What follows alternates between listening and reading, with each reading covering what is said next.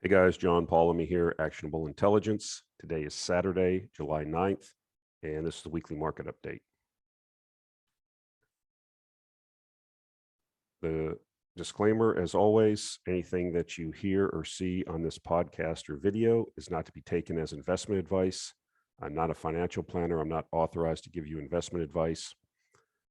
That's your government is protecting you from me. So maybe write them a thank you note. Do your own due diligence. It's your money. It's your responsibility. Okay, one of the things I wanted to talk about was, to kick things off, Warren Buffett, Berkshire Hathaway, they've been putting a lot of money into oil stocks, specifically, well, two stocks specifically, Occidental Petroleum and Chevron. And so, with this oil pullback and threats of recession and things of this nature, people are wondering, is oil going to drop to 50? Are we going to go into a 2008 type depression? But then I start thinking to myself, why is Warren Buffett buying oil stocks, putting this much money into oil? Now, in Oxy's case, there's some unique characteristics around the fact that he owns a lot of debt there, preferred shares, and he has warrants that can be exercised at certain prices. So I believe it's a unique situation.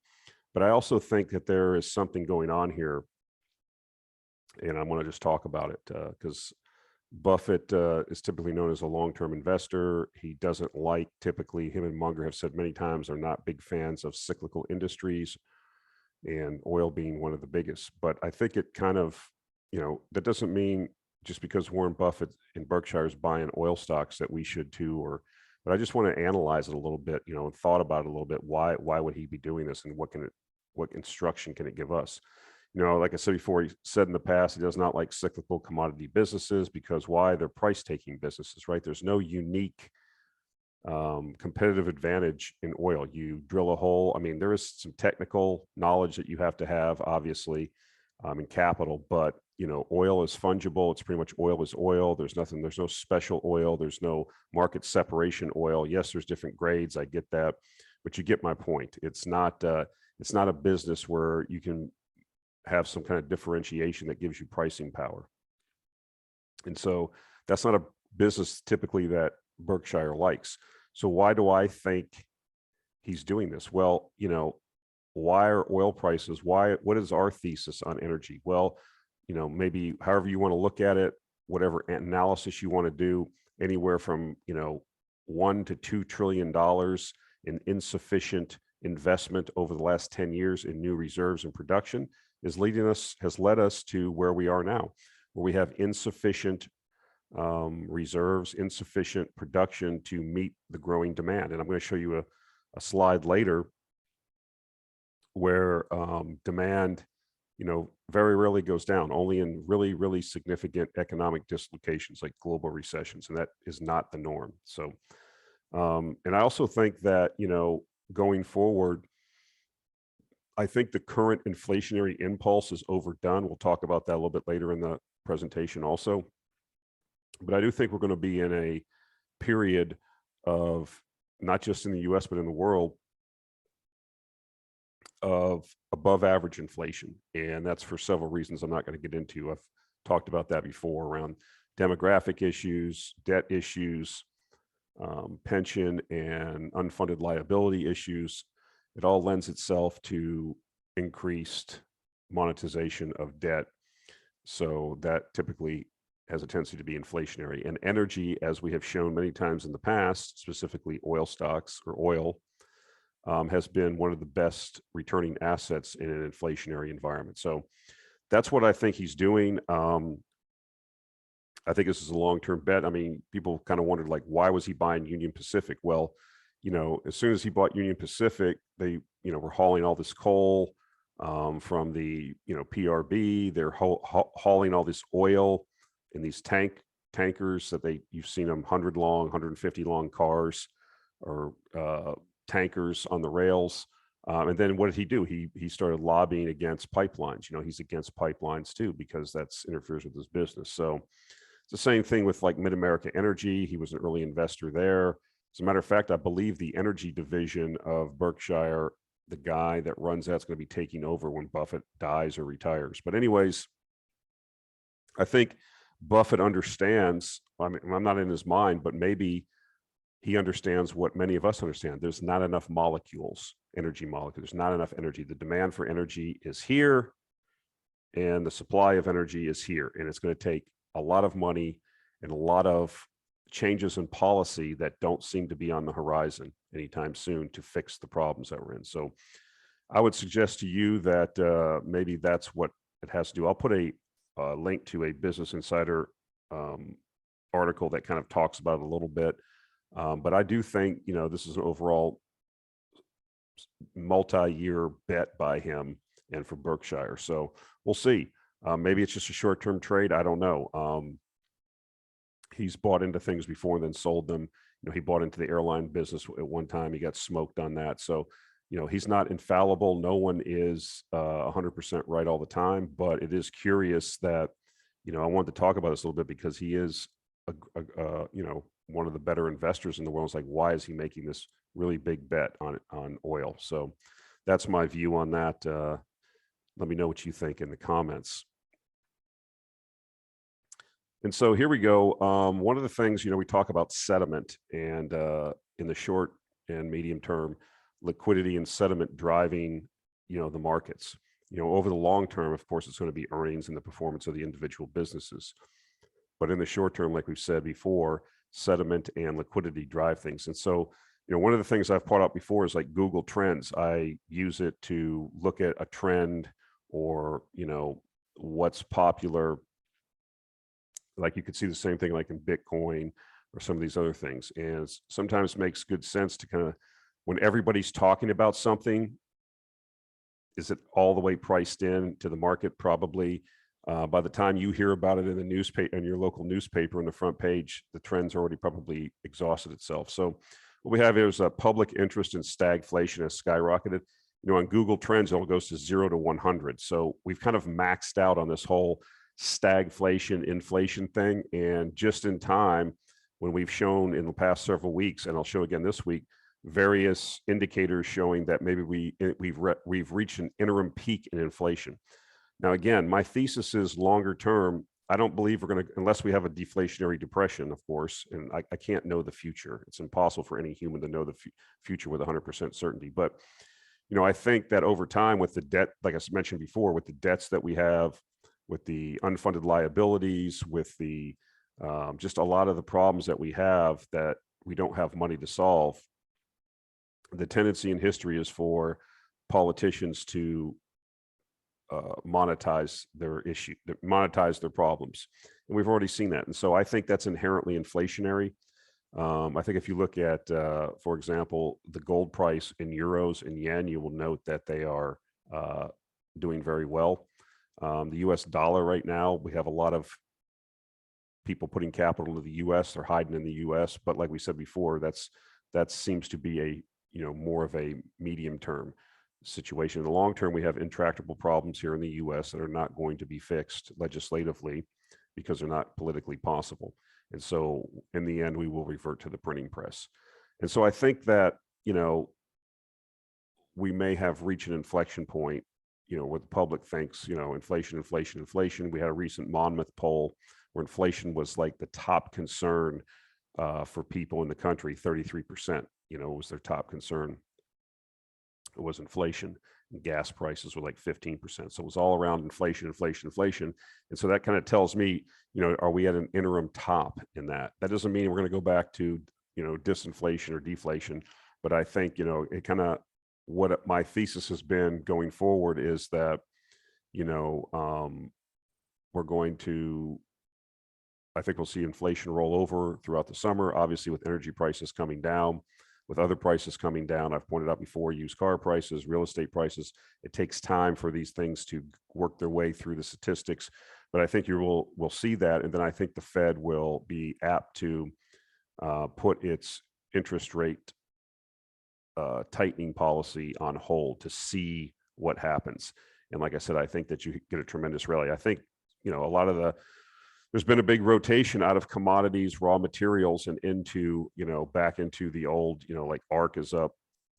Kathy Wood's vehicle is up quite a bit. So, I don't think that that's a long-term theme. I think that the theme throughout the rest of the decade is going to be, all commodities are probably going to make all new time highs before this is over with. But I think this is important to understand, from a sentiment standpoint, we got all these people on the inflation side of the boat. And does that mean that we, at least in the interim, have a top in that? So that'd be something to be looking for. And why do I say that? I mean, here we go. Here's 5-year tips, Treasury inflation protected securities. They've rolled over. It's basically telling you that these are coming down because the bond market senses the fact that we are going to, have lower CPI. And at least since 2014, according to this chart that this guy put up, tips typically lead CPI by about 3 months. So we should be looking for kind of just what we said. We're seeing more and more indicators indicating what we're saying. It does, like I said before, that doesn't mean we're going to go back to 2% or under inflation. I don't think that. Maybe we get down to 4, 4.5, 5. I don't know. And then the Fed says, and the government says, that's fine. That's great. That's terrific. Because, hey, remember it was 8.5. Now it's 5. Just like them standing up there and making all these ridiculous comments. That new press secretary they have, she was up there yesterday talking about this is the greatest economy ever. We've created 8.6 million jobs. I don't know if you created 8.6 million jobs. People just go back to work because they're off the government tit. The free money work, so they had to go back to work. I don't know if that's creating jobs. I guess depends what your definition of creating jobs is. But this is very instructive, and I'm suggesting that the bond market is way smarter than the stock market. That's a known kind of trading axiom.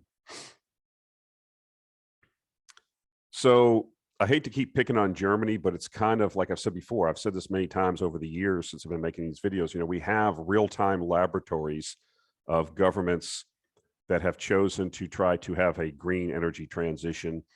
I've always been a detractor. I don't think you can run a modern industrial technical society on intermittent energy of low return on investment. But we have 2 laboratories, California and Germany. And in Germany, it's not working. So, of course, the retort will be, well, this is because, the Russians have cut off the gas. Yes, it's exacerbated what was already a failed policy. And so there's no way for Germany to replace the gas that's, being restricted from Russia for various reasons, because of the war, because of the compressor issue on Nord Stream 1, all these different issues that seem to happen because when it rains, it pours. And so here we go. 2 days ago, and I'll put a link to this article and other articles that I've referenced in this presentation in the show notes down below. 2 days ago, Germany's second largest town of Hamburg told residents to prepare for hot water rationing during certain times of the day due to a, quote, acute shortage of gas, acute gas shortage.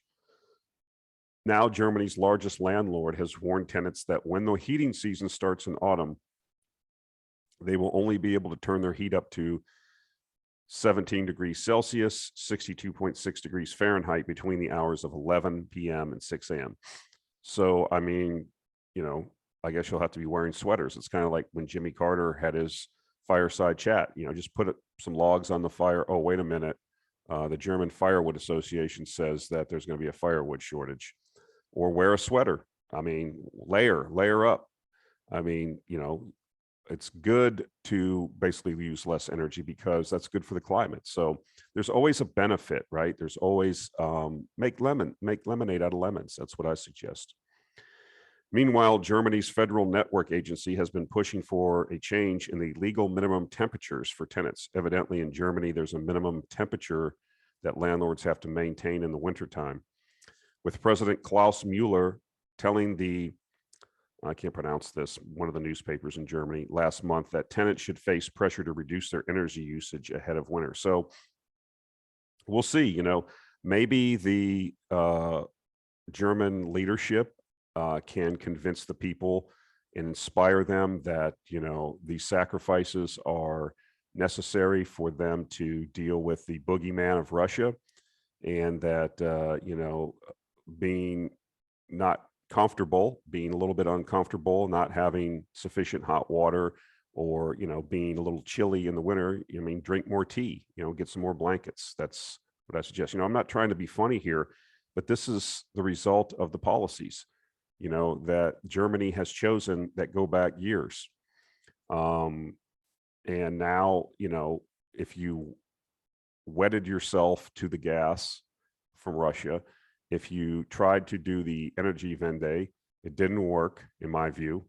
People in Germany may have a different view. I don't live there, but that's my view. Spending $600 billion and nothing really, you didn't get any massive reductions in CO2.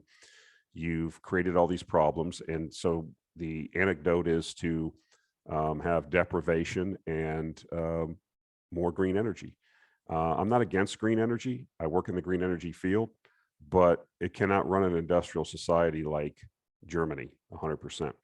And I think, you know, making the decision making is not serious in my view. There's no conference called in Germany. There's no get the states together, get the leadership together. Olaf Scholz should take charge. He is the, you know, the head of the government, and say, look, we have to be grown up here in the context of our our climate reduction goals. We need to have a serious policy about how this is going to work, and that, you know, that means maybe extending the nuclear reactors that are currently online, or maybe bringing back some or building some more. It means, you know, maybe further incorporation and working with France or neighbors. I don't know all the dynamics, but, you know, just jumping around like a frog from lily pad to lily pad, reacting like the little Dutch boy putting fingers in dikes, isn't going to work. And as I suggested before, you know, people don't like to talk about politics on this channel, but it's a fact. You know, I just saw a video on Twitter this morning where the Sri Lankan presidential palace was stormed. If you want to see a real insurrection, you should watch that video, because that's what real insurrection looks like. There was another video at the port where the president and a couple of his, I guess, family or whatever, they're dragging suitcases. There was a Sri Lanka naval vessel there, and they basically got on the vessel and have to escape the country. That's what a real insurrection looks like. You're going to see more of that. It's happening in Ghana. It's happening in various South American countries. It's soon to be coming to more countries in Africa and North Africa, possibly the Middle East. And, you know, we're seeing it in Europe. We're seeing the Dutch farmer uprising. We're seeing the, you know, Italian uprisings. That doesn't mean they're all countrywide. There's millions of people in the street, but it's growing. People are angry. People are upset. People don't, you know, leadership is supposed to make people, in people's minds at least, I don't believe this, but people's view of government is it's supposed to make their life better, not worse. And if you're making your countrymen's life worse, they're going to react with anger. And it's not just a one-off. It's a slow decline that's now been perpetuated with this like punch in the gut. And quite frankly, people have had enough. And unfortunately, well, I'm not hoping for this, but unfortunately, I think it's going to get a lot worse before it gets better. Governments are going to go down. We've already seen pro-EU governments in Estonia, Bulgaria, you know, fall. We've seen Boris Johnson's out now. He was the biggest advocate for these sanctions and for this war against Russia, economic war, retribution, whatever you want to call it, sanctions. He's out. Now, of course, the next guy that gets in there won't be any different. It's like I said before, you're not going to solve this by voting. These people are all globalists. Unless you have to get the entire apparatus out. You have to get in there and just deconstruct. So it almost has to be like a Sri Lankan thing where the wheels have to completely fall off. You know, I pointed out last week, they tried to reduce fertilizer usage because they were going to grow things organically, and their rice production went down 25%. I mean, industrial scale farming needs inputs. If you don't put the inputs in, the production goes down. I mean, you don't need to be an agronomist to know this. This is common sense. But, you know, these people are ideologues. They're true believers. And, you know, they're going to go down with the ship, I guess. They're not going to change. These people are not going to change their views. They're not going to change their policies. They're not real leaders. They're just apparatchiks, weak people, technocrats, and they don't understand how dynamic economies and systems are, and that, you know, making small changes on one end of the system can create big shocks on the other end. They just don't get it. I don't get it all. I'm not saying that I know everything, but I'm certainly Olaf Scholz and Robert Habeck don't know anything about it. And so they're just flailing around, you know, and doing things like this. This is just going to aggravate people. It's not going to make people are not going to set in and say, well, this is a wartime economy and I need to make sacrifices. And, you know, this is just how it's going to be. What happens when the job losses start? Because they are coming. German industry is reliant on reliable, semi-affordable, at least affordable energy inputs. It simply doesn't have that now, you know. So this is going to be a problem. This is not going to get better. It's going to get worse. And so here we go. I mean, this is, I put the title of the slide, Germany's kind of got ahead of myself a little bit, but Germany's irrational energy policies now reaping what was sowed. Yeah, in the past. It's not the current government's 100% fault. These are policies that were initiated over, you know, years and decades. It says here, Germany is going backward. Last month, Robert Habeck, German vice chancellor and co-leader of the Green Party, announced that Germany will significantly increase its use of coal power. So the Green Party has twisted itself in such a pretzel that it's going to allow coal power now. Of course, it's temporary, in order to wean itself off of Russian gas. As a matter of fact, they passed legislation there that you can use high sulfur coal, because that's only, they're having to import coal from other places. Guess where Germany got quite a bit of its coal from? Russia. And so now it has to import coal from places that have a higher sulfur content that's allowed under German regulations. And so they have to just change the policies. It's like I've said before, in the end, these people will change on a dime because they're most concerned with trying to save their political careers. You know, they're not interested in being leaders and telling people hard truths and standing up and saying, I'm sorry that, you know, for 25 or 30 years, we had this policy that wasn't rational and we have to change it. And, you know, and then if you get elected out, you get elected out. But this is what leadership is. And this is not what we are blessed with. For years, the transition to renewable energy has been sold as an expression of modernity, of a new, technologically advanced, environmentally sustainable Germany. Now that the energy Wende is going into reverse, with a Green Party minister leading the charge back to one of the most polluting forms of energy, its shortcomings are impossible to ignore.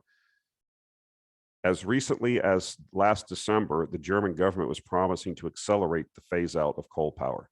So you see, you need a radical change in government that gives you the change in policy. You need to get all outsiders in there.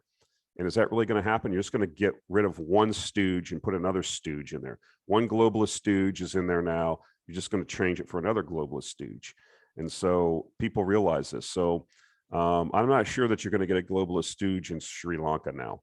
Probably going to get a military government for some period of time, and it's going to be very autocratic. That's typically what, you know, happens, right? Because people want things fixed. They want order. They want somebody to do something, some leader to come along and fix things. Well, we've seen that before, haven't we? So I'm not in Germany. I don't really know German politics. I don't speak the language. I'm just reporting what I see. But I am a student of energy and physics, and it was all predictable. It was all predictable. And so here we are. Unfortunately, there was already, you know, some people have suggested that, you know, the Green Party is fine with this because they want to deindustrialize Germany. That's, you know, that's environmentally aligned with their policy. I don't think that they're that nefarious or that smart. I think this thing just blew up in their face and they happen to be the ones in power. When the Russians cut the energy off, there's not enough molecules. That's just the bottom line. And there's not enough laying around in other places of the world where you can just replace it at the same, you know, fairly cheap prices. It's just that simple. It's not any more difficult than that. It's not a conspiracy.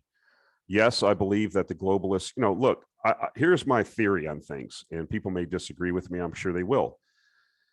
I've been called clown, an idiot, all these things. It doesn't matter to me. I have my own views. I'm a middle-aged man. I'm not going to change my views now because somebody on the internet, calls me a name.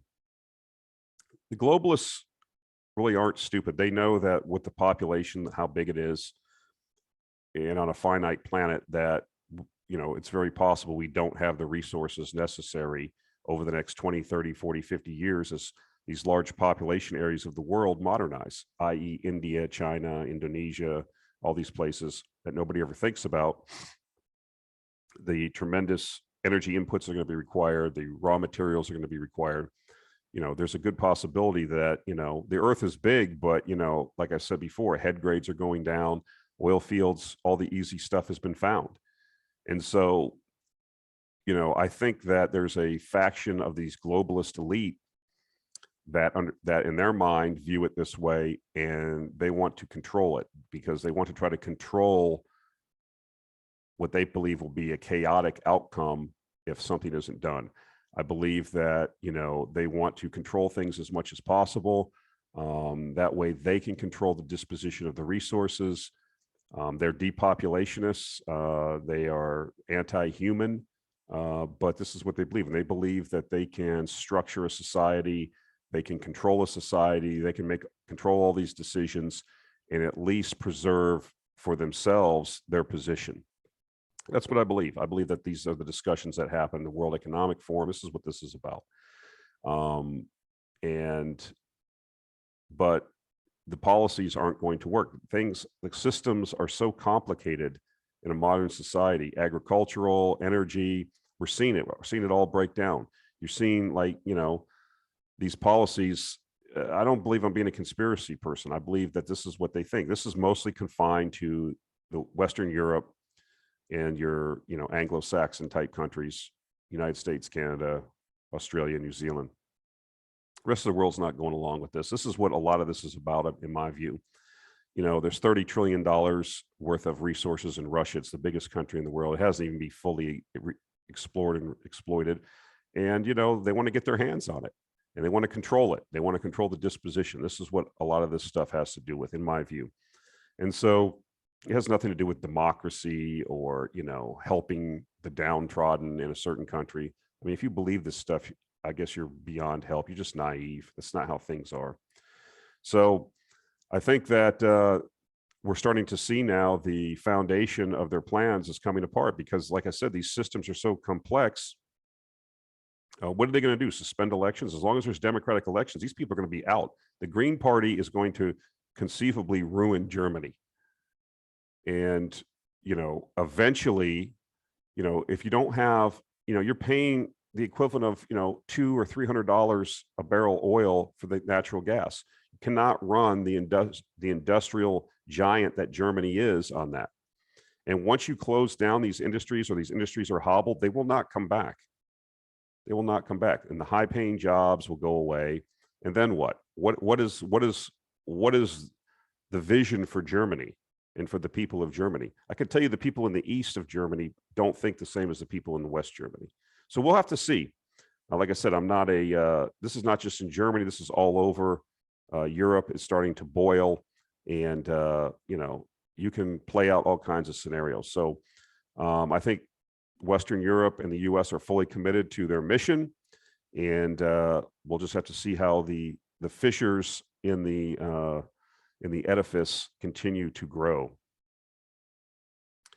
So here we go. Coal generation in the world reaches a record in 2021. Coal's not going anywhere. This is one of the themes that I'm stoked on long term. What's interesting is that this is a classic speculator type situation, right? You have coal generation, the need for coal increasing, even in Germany now, by the way, increasing worldwide. And yet we have governments pretty much around the world doing everything they can to hinder and hobble new supply of coal. So what does that tell you is going to happen? So that's part of the thesis of being a speculator, is looking for distortions in the economy caused by governments, caused by policy. And so that's not everywhere. I mean, Chinese and Indians and people in Indonesia, they burn coal. They don't have a problem with it. But people in the West are doing everything they can to hobble new supply of coal, ESG mandates for banks, the IMF, the AIA, everybody do not invest in more coal. Okay, well, the problem is coal generation and the demand for coal continues to increase. Why? Because it's a cheap fuel and it's easy to build a coal plant. It's easy to move and store coal. This is why. And so maybe over time, this will go down, but it's going down in the US, but you can see the jump, you know, it's just a slow move. It was a decline in 2020 because of the COOF economic decline, but it's right back because these countries, look, these people are not going to not try to make their lives better. And to do that, as I've said before, everything that we do is a derivative of energy, okay? And so you need energy. And if you can't get it from natural gas or you can't get it, you know, you need big quantities of energy to make economic progress. And that's going to come from coal and nuclear, okay? So that's just, those are just facts.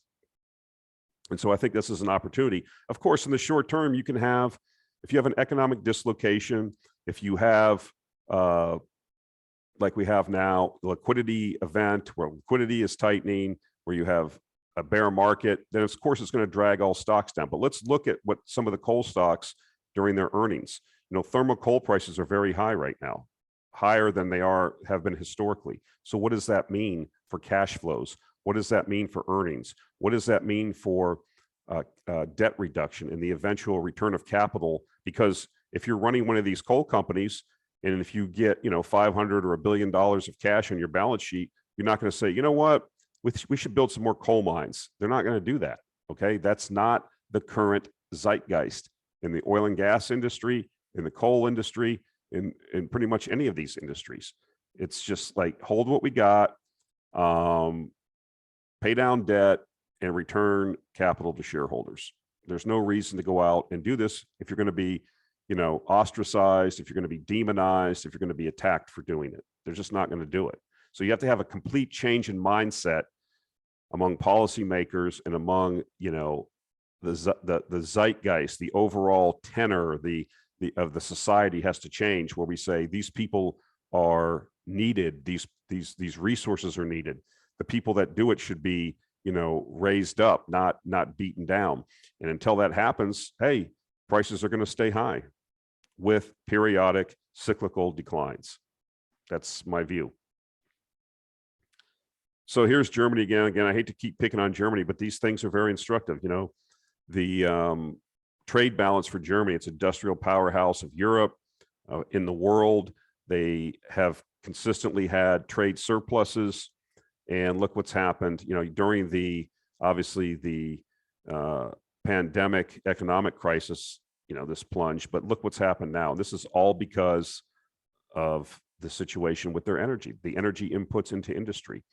And so they're having to pay more for energy, import more, higher priced energy.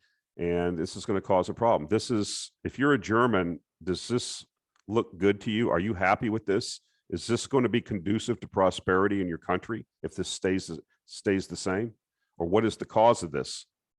This is the question I have. So not just, it's the same in the US. It's the same, you know, we have horrible trade deficits. Some people say, well, trade deficits don't matter. Okay, well, we'll see.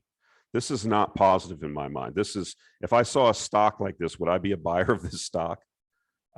No, I would not be buying this stock. This is an ugly chart. And so here's the oil demand. Talked about this before. This goes back to 1966. And as you can see, since 1966, there's only been 1, 2, 3, 4, 5, 6, 7, 8. So we've had, what is that? 40, maybe 40, no, 40, 50, 60 something years. We've had 1, 2, 3, 4, 5, 6, 7, 8 declines in oil demand growth. And so this is why I'm bullish on oil, guys. Demand continues to increase, okay, over time. And, yes, we have, 2008, we had the great financial crisis, slightly went down. This is the COVID, decline. But this is, this is consistently moving higher. And so the problem is, as we've said before, and why it's such an opportunity in the longer term, and why I'm staying fairly calm on this, why people are freaking out, is because there's been insufficient investment. And like I said, we've even seen now some of the people that were spouting ESG like BlackRock are starting to slowly change their tune. If you're not invested in energy, you've underperformed. Let's be frank. So again, we can have short-term situations where too many people became too bullish, and so we had a pullback. And we can have cyclical downturns. I'm just amazed with the dollar as strong as it is, with the so-called demand destruction that we're going to see, with prices being high at the pump, which is more of a refining constraints than it is the actual oil price, that we haven't seen oil. Oil's still above $100 a barrel. And I can promise you that the oil stocks in the Actionable Intelligence Alert newsletter are very geared to oil prices being above $80 a barrel. And they are going to produce, again, second quarter results should be coming out soon. And I think we're going to see tremendous amounts of free cash flow. And you're going to see a lot more announcements of what are they going to do? Like I've said before, you're not going to go to the board and, let's kick off a $10 billion investment in the Gulf of Mexico. It ain't going to happen.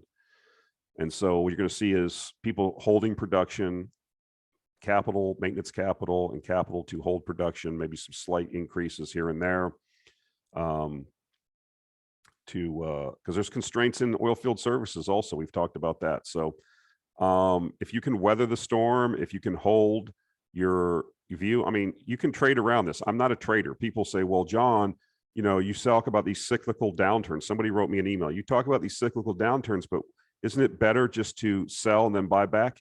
If that's what you want to do, then do it. I'm not good at that. I'm not a trader. So when you sell, when do you get back in? And do you have the psychological makeup of a trader that can do that? I'd rather just say, look, I know this trend is going to be multi-year and I know what's going to end up at, and I'm willing to sail through the storm to get to, the promised land on the other side. So I think I have a view on what I think is going to happen over time, which is much higher energy prices, and much, that presents opportunity for companies that have legacy assets that are, have low production costs. And of course, for oil field services, do I understand that there's going to be recessions and cyclicality involved in that? Yes. Do I understand that sentiment and liquidity can depress share prices in the short term? Yes. But I still have a view that, I don't know how to pick the bottoms. Okay. So if you're able to do that, then that's your game. It's not my game. And that aggravates people. Or, one guy said, well, that's stupid. You should be able, well, why should I be able to do that? I'm not a trader. I don't sit around here staring at a computer screen for every blip. I look for the trends that are in place or a blown out sector. And then I haven't seen, the thesis is the underinvestment is the key to oil and gas. Okay. I haven't seen it, any significant pickup in investment to fix this problem. And what I said, and other people have said, that I said this a while ago, and I've been saying it, that the lack of investment, this is an extractive industry. You can go back and look at my videos from a couple of years ago. I've been talking about this. The lack of investment in an extractive industry leads to shortages eventually. You have to replace the barrels, you have to replace the pounds, you have to replace the ore that you extract, or eventually you go out of business. And now we find that, the market is now coming around finally and acknowledging. We're having all kinds of people on Twitter talking about this now. Oh my goodness, OPEC doesn't have the spare capacity. Well, I got news for you. Get ready for the next trick. Not only do they not have the spare capacity, they don't have the reserves that they've been promulgating. So does anybody actually believe that Saudi Arabia's reserves are what they publish? I mean, I was always amazed, even going back to the Matt Simmons days when I read his book, he pointed this out. They just consistently report 250 billion barrels of reserves every year, regardless of how much they extract. Does anybody believe that? Maybe it's true. I don't know. I don't know what they're reporting now, but that's what they consistently used to do. Why? Because people respond to incentives. And inside of OPEC, at least at the time, your quota was based on your reserves. And so Saudi reported the highest reserves. They had the highest quota. See how it works? People respond to incentives. They're going to match, you know, that's what they did. So the problem is that they've been, you know, relying on some of these big oil fields that are 50 or 60 or 70 years old. They can't just produce at the same rate forever. And so the view is that you're into, you know, in some of these big fields like Garwar, into tertiary recoveries with water floods and things like this. That's the last stage of an oil field's production. And after that, I mean, look what happened at Canarell. Okay, so I don't know I'm not, you know, privy to the information of this, you know, Saudi oil ministry, but these are just, you know, geological facts. And I think that, you know, we kind of understood the fact that OPEC didn't have the spare capacity. And I think the next trick is going to be, the world doesn't have the, you know, or at least OPEC doesn't have the reserves, or Saudi Arabia doesn't have the reserves that it's been reporting. And I think, you know, when these things happen, you're going to see a higher level, baseline level for the oil price. Because in the end, if oil supply is not sufficient, it will have to be rationed by price. And so that's what will happen.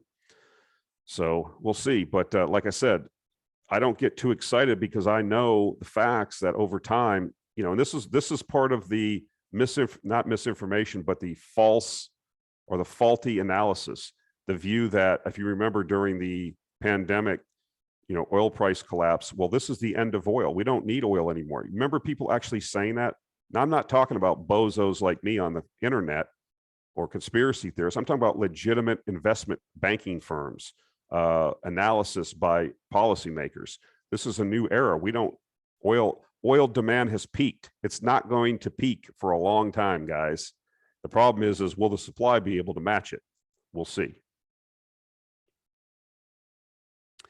So we've talked about this before, Chinese liquidity and world commodity prices. Here's the blue line is the Chinese liquidity impulses. You see as they create liquidity in the Chinese market, commodities happen to go up with a lag. Why is that? Well, China is the major consumer of most commodities in the world. It's the biggest consumer, let's put it that way, of most commodities. And so when they create a credit impulse, it has a tendency to have prices go up. Now, prices are declining for like things like copper, even oil, things are declining. But I would suggest to you is that if you've been paying attention to what's going on in China, they may have, well, looks like they've started another credit impulse cycle. You know, you have I think the Communist Party Congress this fall. The COVID things, hopefully kind of zero COVID thing is kind of hopefully, you know, dissipating. I guess they're going to hold to the policy, but I don't think it's going to be as restrictive. And so, you know, as we see them add hundreds of billions of dollars to the economy and stimulus and other things, I'm not saying it's a good thing or a bad thing. I'm saying when they do this in the past, you've seen a rise in commodity prices. And so this has already happened. We've talked about this a couple months ago. They already started this. And what we've seen is Chinese PMIs, Purchasing Managers Index, is above 50. You know, here's the composite. Here's the service right here. They're well above 50. And now even manufacturing has moved above 50. So that means that the Chinese economy is growing, if you in fact believe that this is, you know, accurate information. But so you had this big dip at the start of the year because of the lockdowns and things. I mean, you see how low the composite and service got, and now it's recovering and recovering very nicely, if you will. So Chinese economy is in expansion, and they have more stimulus coming. So we'll have to see if that puts a floor under commodities, if that puts a floor under oil. It's something to keep in mind, but these things do matter. And these are some of the things that we look at. So what's interesting, this is from Crescat Capital. They had a tweet. It says, our commodities a buy here. So here's the, a longer term chart, at least going back to 2020, coming out of the pandemic. And so, here's relative strength. Every time we've kind of had a low, we've had a bounce off this line. We'll have to see if this is the case here. It'll be interesting to see with the information I just provided here, is China being the largest commodity consumer, and commodities now basically on their trend line, with RSI at a low that has in the past held up and caused a rebound. People may be on the wrong side of this commodity raw material declines continuing. So we'll have to see. Obviously, if this doesn't hold, you got a long way to go down. But like I said, with China now stimulating their economy to the tune of hundreds of billions of dollars, with their PMIs and manufacturing and composite turning up into expansion, this could really coincide with a bottom here. So we'll have to see. So I wanted to talk about this. This is kind of a little bit misleading. French to nationalize the nuclear operator EDF. It's a big electricity utility in France. This is kind of misleading. The French PM has just announced a nationalization. I mean, it was already like 80% owned by the French government, if I'm not mistaken. So this is just, taking it over fully. Maybe that's, a Macron trying to be, showing that he's doing something. He's going to put some real management in there. They're going to fix all the problems. We showed last week how the underperformance of the nuclear fleet in France is not good. I don't know the whole story. I've been suggested to talk to a few people that know more than me about it. I'll see if I can maybe get those people on and talk about what's really going on. Because this was supposed to be a big strength of the French. They had this huge nuclear fleet that was going to insulate them, was going to help from the world, coal and natural gas disruptions, supply disruptions, price increases. And so if it's not performing why it should, or way it was anticipated, it's a problem. But, yes, I think, like I said, I think EDF was 80% owned by the French government. Now, I guess, if it's 100% owned, I guess you can call it being nationalized. I consider it being nationalized with 80%. The problem is that you're not going to get dynamic, out of the box thinking to fix the problems when the government's running everything. Does the French government of Macron select the people to lead EDF based on their technical expertise and their ability to fix these problems, or on their political capital, or on their politics? I mean, I'll let you answer that question. What do you think? And so on the other side of the coin, this is, South Korea gets it. From Bloomberg, South Korea will build 4 more nuclear reactors by 2030 and extend the life of 10 older units as the government backs atomic power as a key tool to zero out emissions. All this talk about emissions. Okay, yes, that's a benefit. The real benefit is that Korea doesn't have a lot of natural resources, just like Japan, and doesn't have a choice. When the price of coal and LNG and oil is skyrocketing around the world, and the supply is in question, reliable, fairly cheap supply is in question, then nuclear for electricity production makes big sense. Uranium is fairly cheap, and once you get these reactors up and running, the cost of power is relatively cheap. And so obviously, it has a side benefit of lowering CO2 once you get past the construction and the CO2 that's generated during the steelmaking process for all the rebar and steel and reactor vessels and piping and the concrete. Then after that, yes, of course, but there is a CO2 bill to pay, if you will, during the construction and the raw materials process. But nevertheless, this is a positive development. And like I said, I'm still long-term bullish on uranium. I think it's still going to make an all-time high, inflation adjusted, probably. I don't know. I don't like putting a number on it. I'll just say it's going to make an all-time high. I don't know the timing, guys. And with the uranium stocks, this is another thing. People are emailing me. Guys, if you buy junior resource stocks that have no earnings, have no cash flow, have no production, if you have a liquidity event, they get massacred. It doesn't matter. So people say, well, I don't understand. You said the fundamentals of uranium are the best of any resource part of the sector. Yes. But, the companies they don't generate any revenue. They don't do anything. Okay. Most of them are junk. They're trading sardines, most of them. You have two investable companies that mine, in my view, Cameco and Kazatomprom, but people don't want to hear that. Or just buy physical uranium via the Sprott vehicle, or buy the North Shore ETF because it's market cap weighted, and you're mostly going to be having the Sprott ETF, Kazatomprom, and Cameco that's going to make up most of the ETF, and then you'll get a sprinkling of the juniors. That's probably the better way to go for most people. But everybody wants that 5,000 or 10,000% mover, because that's what happened during the last. Those returns will come. Will you be the guy that picks the appropriate company and then has the stones to ride those 50 and 60, multiple 50% plus drawdowns? See, this is what we've talked about multiple times, and most people can't do it, won't do it. And so that doesn't mean that the fundamentals of uranium and nuclear power are bad, because the crap co that's undercapitalized has crap properties that you bought because you saw it on a message board and you've convinced yourself, and it goes down 90%. You need to understand why that happened and what's really how this works. I've talked about junior resource investing. Well, it's not even investing, speculating.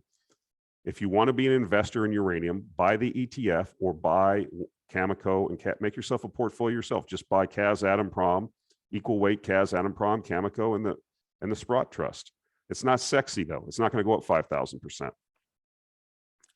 That's how it is. If you want to play in this market with the juniors, you need to understand that when they go up, you need to sell them. You need to be intimately knowledgeable of every facet. Now, in the AIA portfolio, we've got, several juniors in there, but I look at them as long-term options. Okay. And you need to watch the cash balances so you don't get, what happens is some of these companies are just basically lifestyle companies for the management. They issue shares, they go to conferences, they're constantly raising money and telling a story. Okay. And because people want to hear it. Right. And so like I've said before, if you have a couple hundred, I don't know how many there are now, but at the peak of the last uranium cycle, I've told this story before, there were like 500 companies in Canada listed on the Vancouver Exchange and the Toronto Exchange that had their business as uranium exploration. Now, you tell me, are there 500 competent uranium teams out there? Are there 500 legitimate uranium properties out there? I don't know. I doubt it. What happens is they have an expression there in these places. And this goes for all resource markets, gold, uranium, junior oil and gas, what have you. They have a saying in Vancouver, when the ducks quack, feed them. The ducks are the retail investors that have visions of sugar plums in their eyes and getting rich, turning $1,000 into $1 million. It has happened. People get lucky. That doesn't mean you're a good investor. If you want to be in these markets, understand the cyclicality and buy the cash flows. Okay. That's what you should be looking at, or buy juniors that actually have a path forward to bringing something online. Even during the last bull market, I think only like one or two new mines came online. One of them was Paladin, bringing their mine in Namibia online, and the company eventually went bankrupt because just as they brought it online, it was the peak and it was all downhill, and they couldn't service their debt and went bankrupt. So you need to understand these things. And, if you don't understand the difference between, legitimate companies with cash flow and junior companies, many of which I've said before are there to just take your money away from you and provide a lifestyle for the managements. I mean, this is how it is. And so anyway, I kind of got off track a little bit there. People don't like me. They think I'm attacking them personally, but I'm just telling you how it is. This is how it is. So again, appreciate the support. Hope these videos are useful for you. One thing I want to note is that I do not, people have accused me of this. I do not, or a couple of people did in the last couple videos. I don't expunge any comments. I do not remove, only comments I remove are these stupid Bitcoin ones where they have like 32 things in the thread about how they found it. they didn't really know how to invest. And then they found this Bitcoin guy, and then everybody's saying, yeah, he's great. And they give you links. I get rid of that junk. That's spam. If you want to put an article on there calling me names, calling me an idiot, a clown, I leave it up. I don't care. All press is good press for John. That's the way I look at it. One guy was like, I don't agree with your videos. You suck. They kind of, hey, as long as you keep watching my videos, that's all I care about.